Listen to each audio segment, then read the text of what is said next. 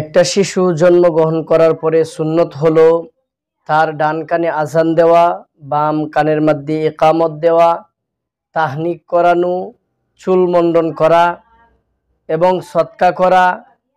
আর সামর্থ্য অনুযায়ী ছেলে সন্তান হলে 2টি ছাগল বা ভেড়া দুম্বা আকিকা করা, আর মেয়ে সন্তান হলে 1টি আকিকা করা।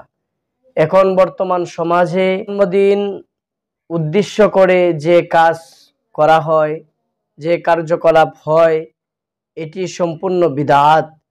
এই জন্মদিন উদ্দেশ্য করে মানুষে গান বাজনা করে, আমোদ ফুর্তি করে, আর জন্মদিন পালন করা হচ্ছে বিদআত। রাসূল সাল্লাল্লাহু আলাইহি ওয়াসাল্লামের যুগে ছিল না, সাহাবায়ে কেরামদের যুগেও জন্মদিন ছিল না, তাবেঈন তবে তাবেঈনদের যুগেও জন্মদিন পালন করা ছিল না।